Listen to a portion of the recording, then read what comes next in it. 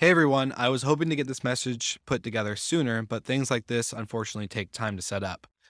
I just want to say that the acts of war against Ukraine break my heart, and I know as a prior service member myself that my thoughts and prayers go out to everyone who's fighting the fight that they really shouldn't have to. That being said, we have been working behind the scenes with all of our podcasts and podcast partners to put a fund together in order to pay for any refugee housing and other needs that go alongside that, like food, water, and any clothing needs. Internally, many podcasts in the Hospitality FM network have voluntarily given up sponsorship money in order to donate to the cause and are working on a unified message in order to spread throughout all of our podcasts. So this is me calling out to all of our property manager friends, industry experts, and anyone knowing of those providing lodging for Ukrainian refugees seeking safety. You can contact me directly at will with one L, W-I-L, at slicktalkmedia.com. We have an internal document that is being updated in real time. So if anyone could share this message within your network, we'd greatly appreciate it. I'm also placing in the show notes a link to our GoFundMe and landing page for Rentals to Rescue. That's rentalstorescue.com, where we're putting funds together in order to, again, provide finances for any of these lodging and relocation needs. So thank you so much for tuning into this quick message. I hope you guys are all well and safe, as I know we have tons of listeners in Ukraine and other countries in Europe. So thank you so much for tuning in, and I hope you guys enjoy this episode.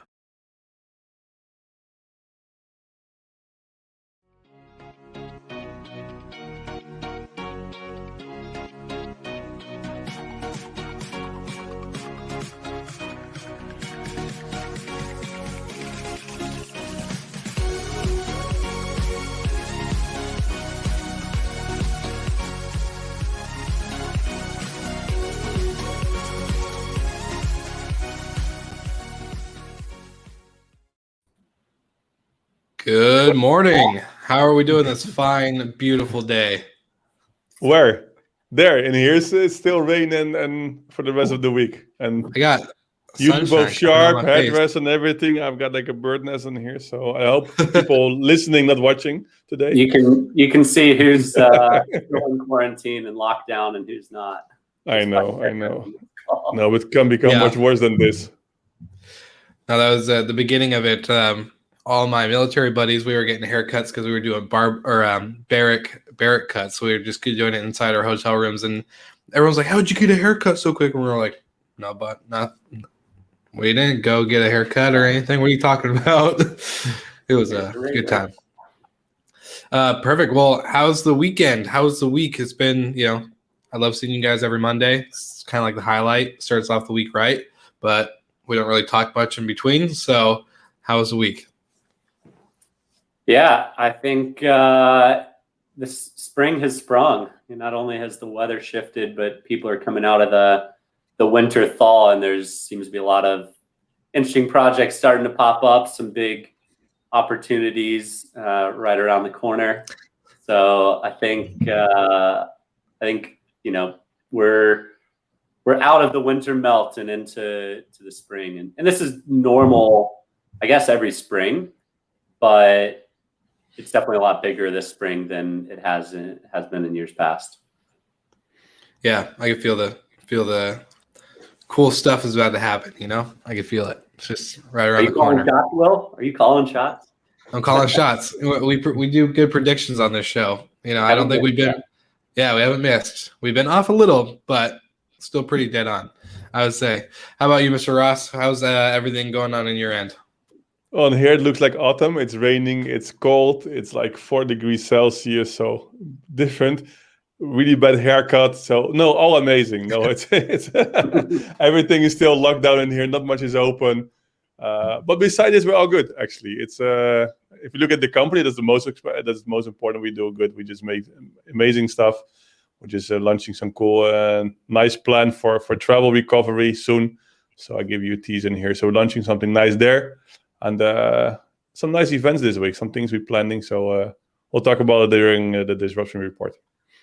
Well, that's perfect time to transition right into it. So we'll hit the bidruption, and then we'll hit what's with the noise, and then our topic of the day, which is travel demand picks up, but does employment and staffing meet the needs of the travel demand that's happening? So We'll hit bid eruption and then what's with the noise.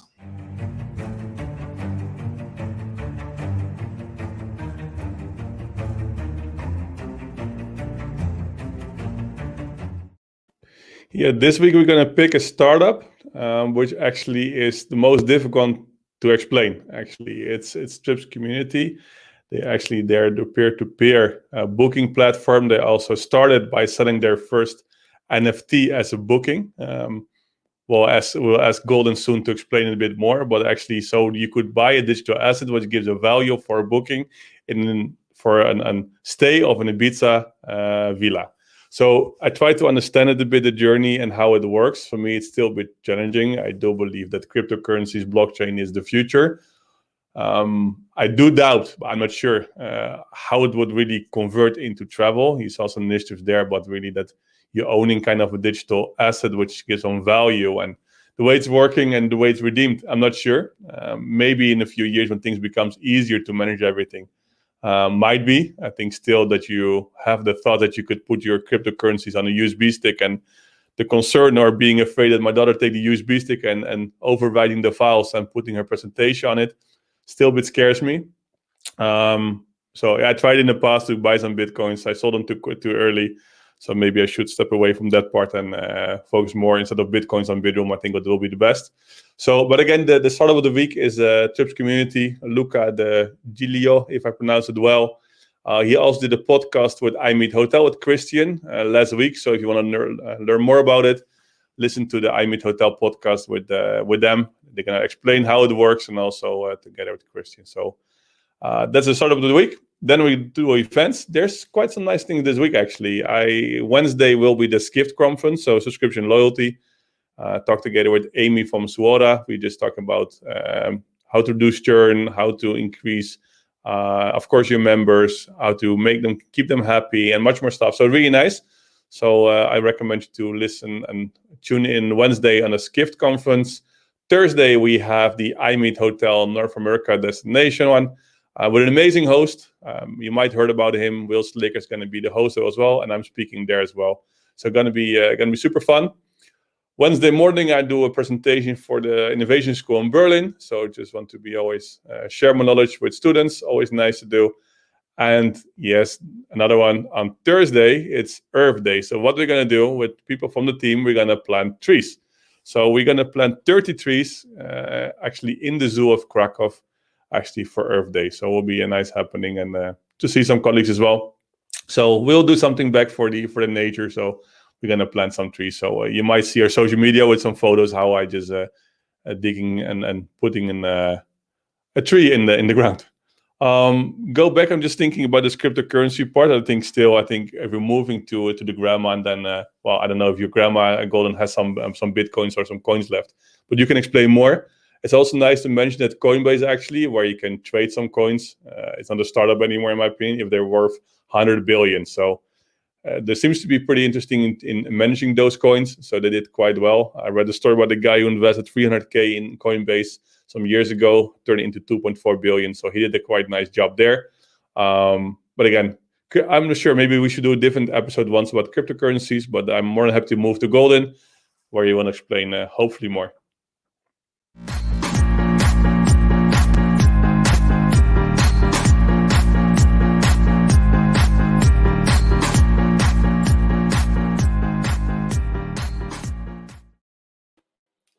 Grandma looking great as always this Monday morning.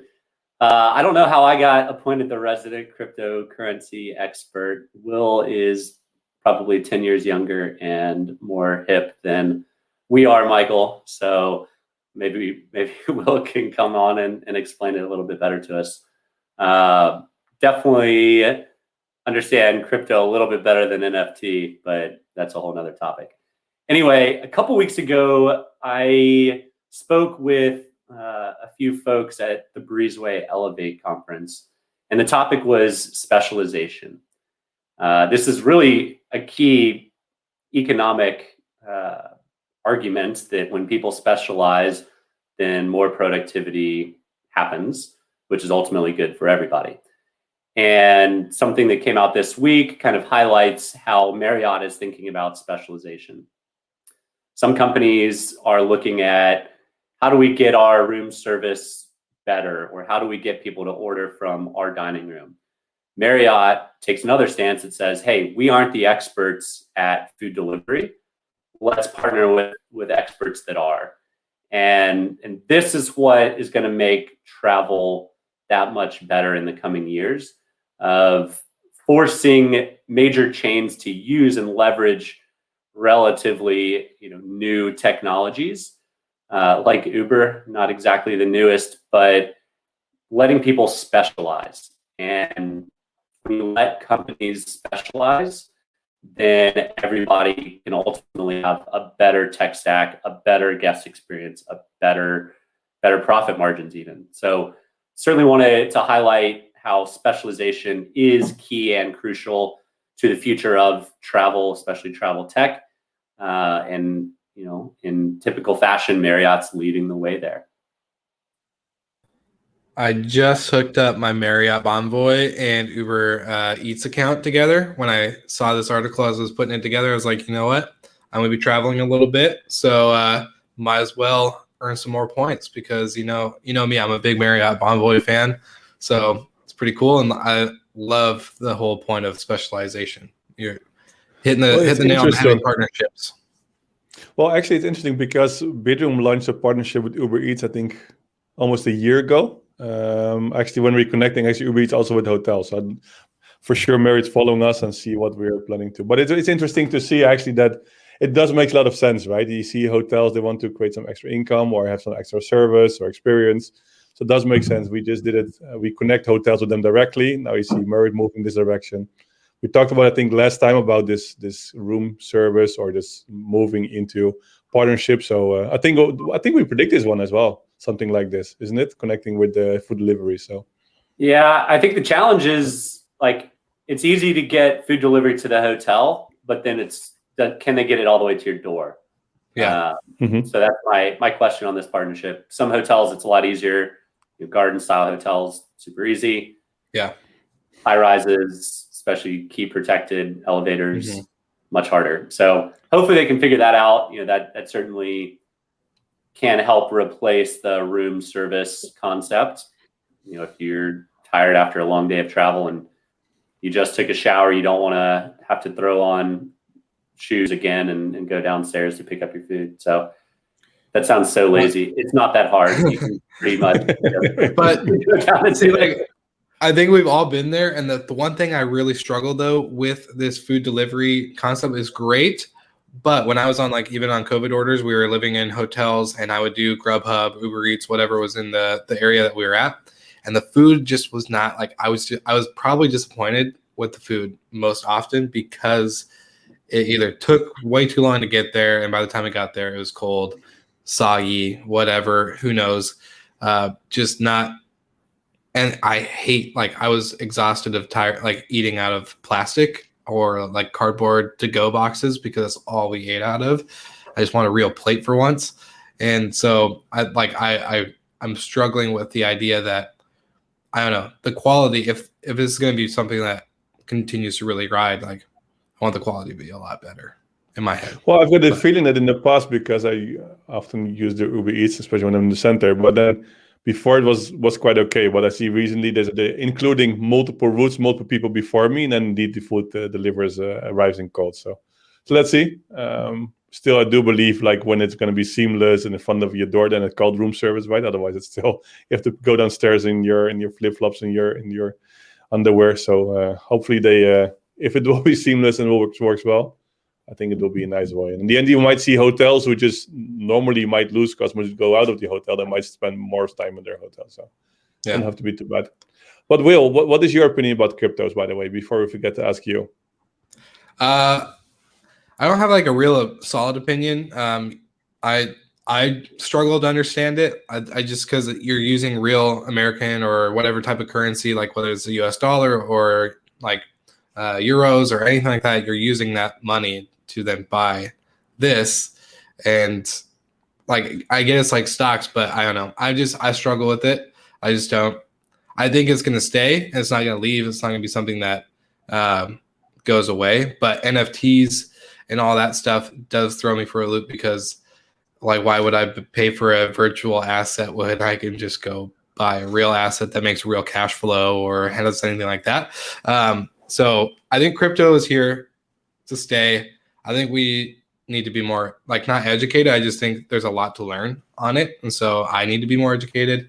I would love to be able to buy, something for pennies on the dollar and then walk away with, that one guy that put in 300K and walk away with 2.1 billion or whatever. That's the thing, right? Like, you're not buying things. You'd be silly to buy things with crypto right now because it's on a growth tear.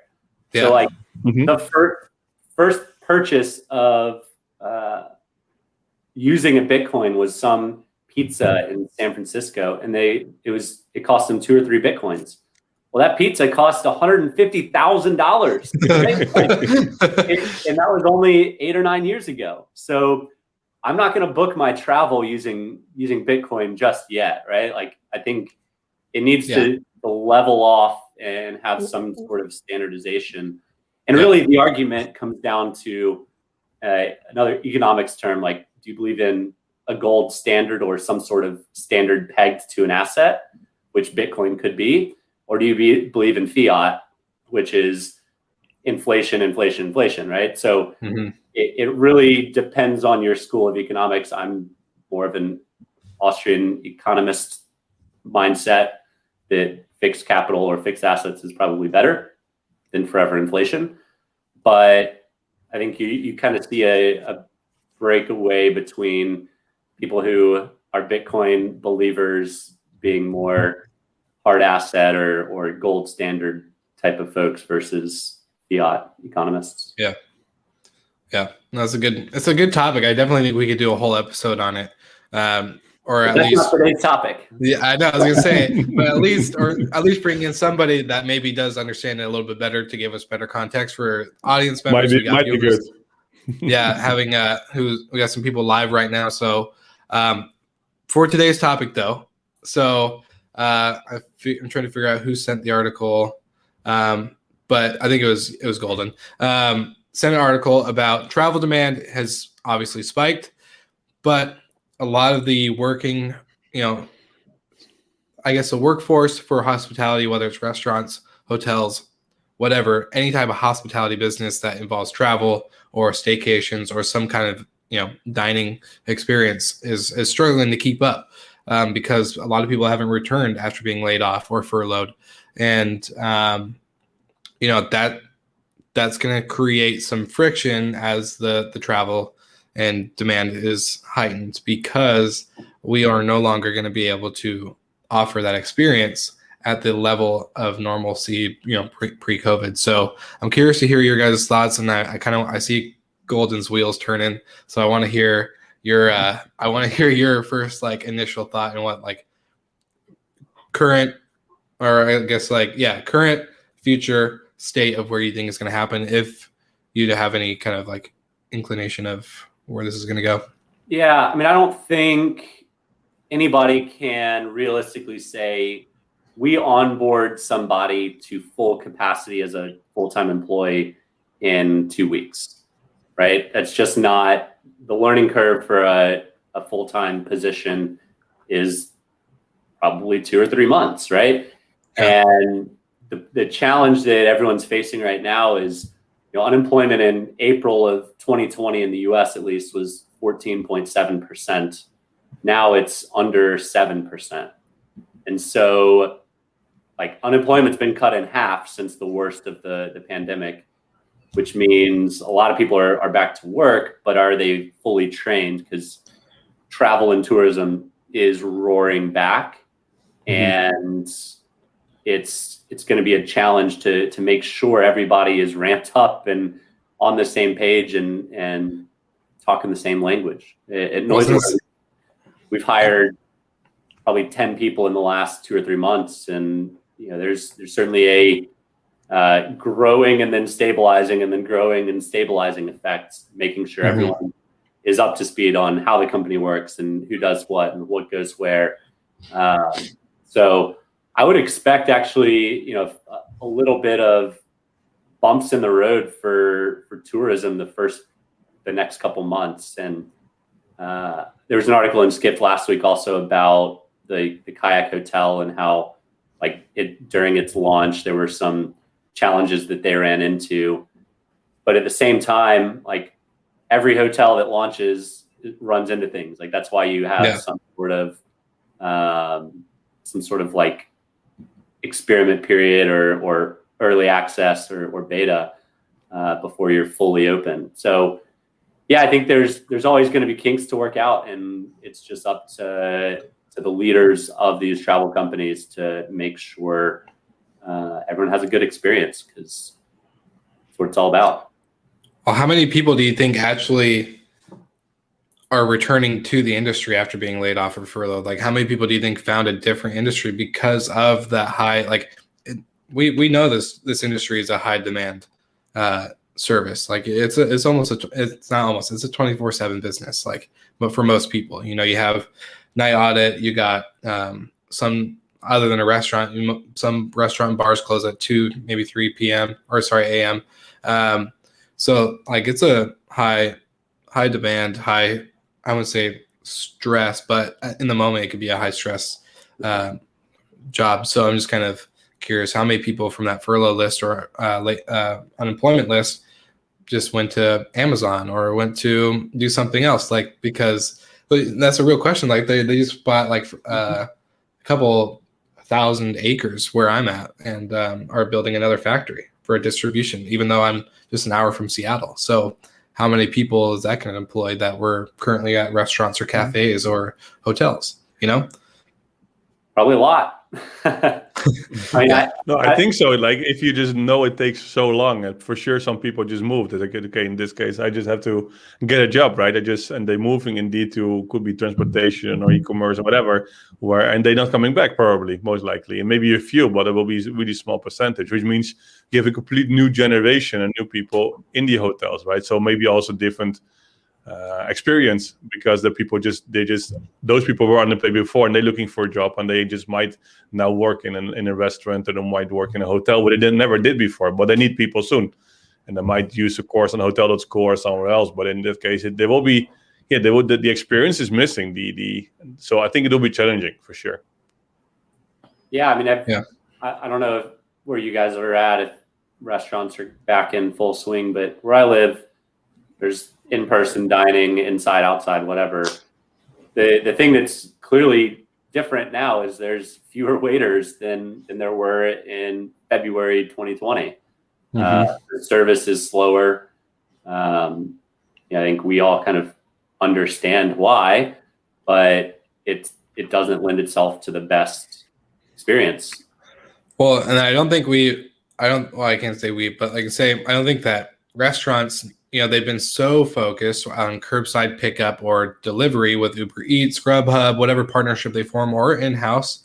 I know a lot of places in California were trying to really push their own in-house delivery comparatively to a Grubhub or Uber Eats that takes 30% on the back end.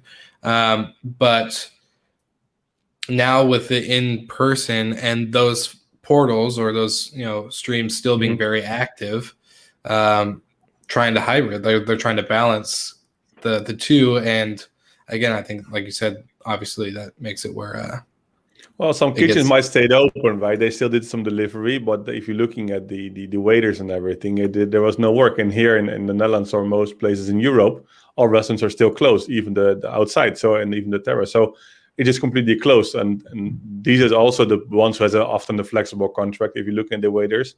But now they have to recruit new ones, and that can be challenging, right? So they had no work, and it's completely closed. And if it's closed for a few weeks, okay, they might keep them. But now those people move to a complete different, probably, industry.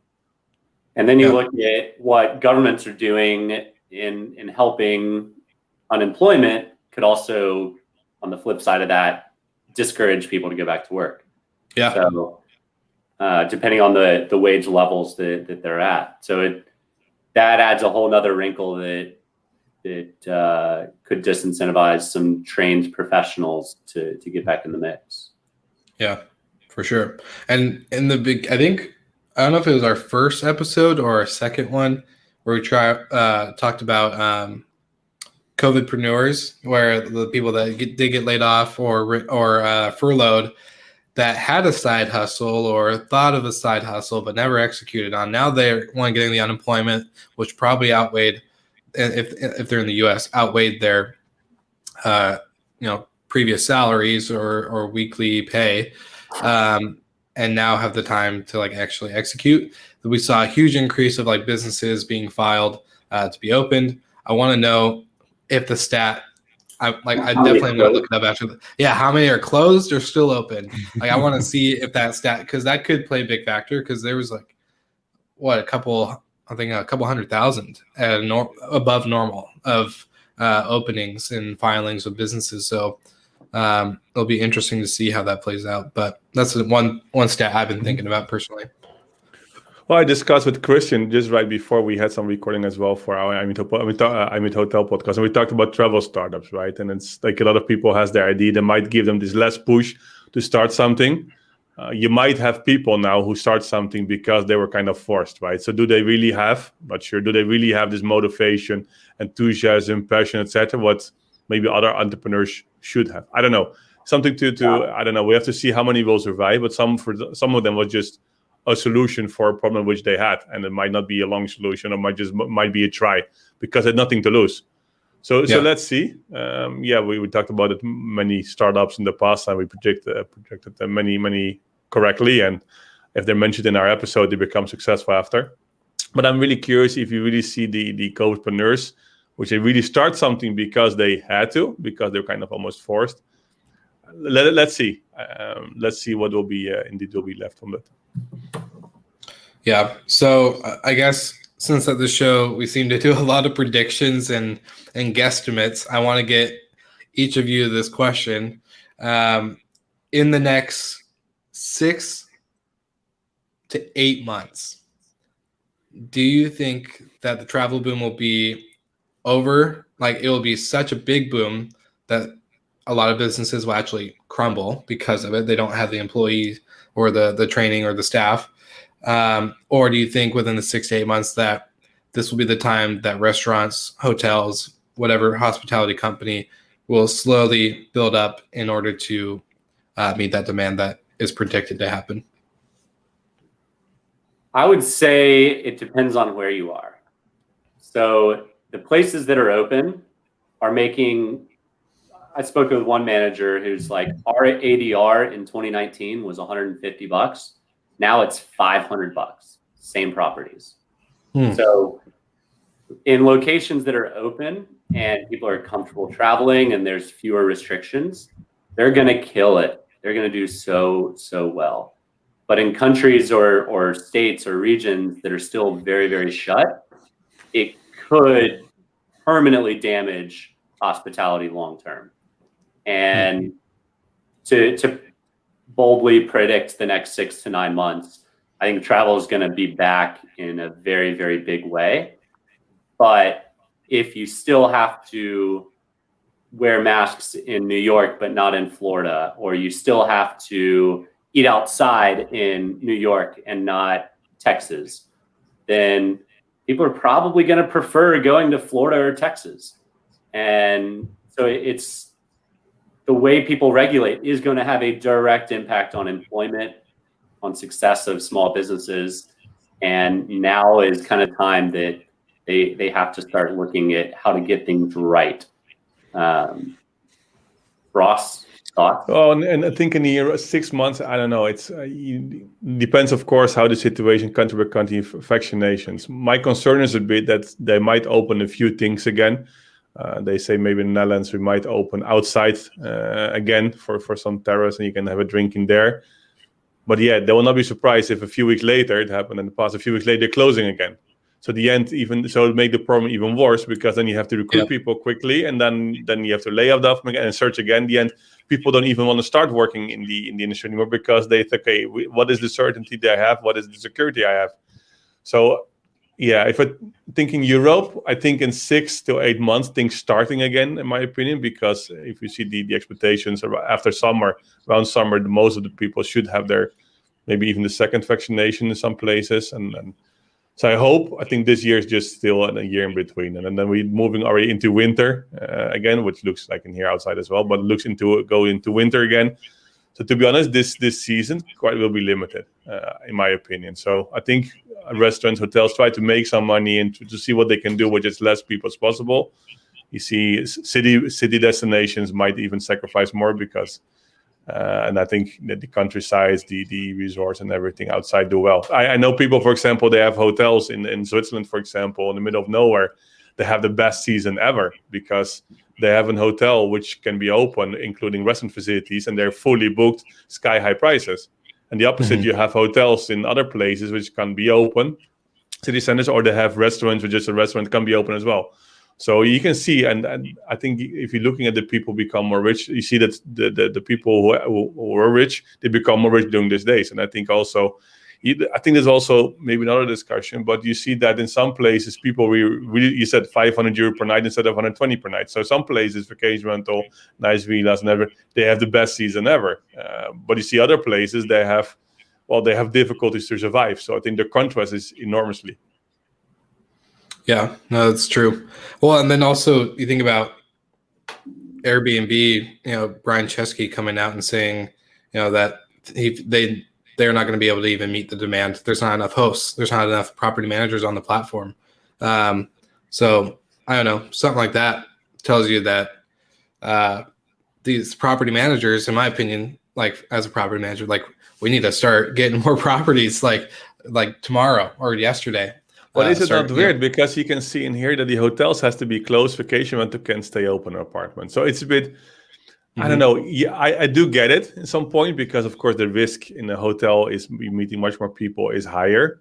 But on the other hand, the shift now to vacation rental, I know you're both a big fan of vacation rental. The shift to vacation rental, yes, you said, Brian Chesky is saying, okay, we can't handle. And the hotel business are in deep trouble. So I don't know. I think there needs some push there as well, or then maybe the restrictions at the end. If you have your own room, what is the difference if you're setting an apartment complex? So I think the punishment for hotels was maybe a bit too much.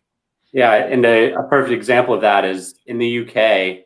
There were kind of 3 phases of opening. One is totally shut. The other end is totally open. But in between was an ambiguous rule that said, if you have a doorway straight into your room, you can be open. But if you go through a shared hallway or a shared door, you still have to remain closed. So like you could have a bed and breakfast would have to be closed unless they had private entrances to each of the rooms. Whereas a hotel could be open if they had direct entrances from the street, right? So it's super ambiguous, totally unenforceable. Like, how the heck are you going to police that? But whatever. Well, we'll see. We'll see if our predictions come true again once more. I feel like we're going to have a pretty big boom really quick, at least in the U.S., in my opinion. I just feel like it's going to be, I feel like it's right around the corner. So he's going to be business travel. And I do think business travel will start to return this fall. Yeah. So everyone's just taking the vacations this year that they didn't take last year, which is piling on like twice the demand as before. But the key metric to follow on, has travel recovered, is our business travelers traveling. Good point. Well, we'll find out again next week. Just kidding, not next week, but we'll find out as time goes on, and we'll have another great discussion for next week. So thank you, everybody who's been watching on the live. Thank you two who continue to show up every week and bring some awesome thoughts, knowledge, and even a couple of good jokes with crypto and all the other stuff. So it's really good to see you guys again, and we'll be back next week, obviously.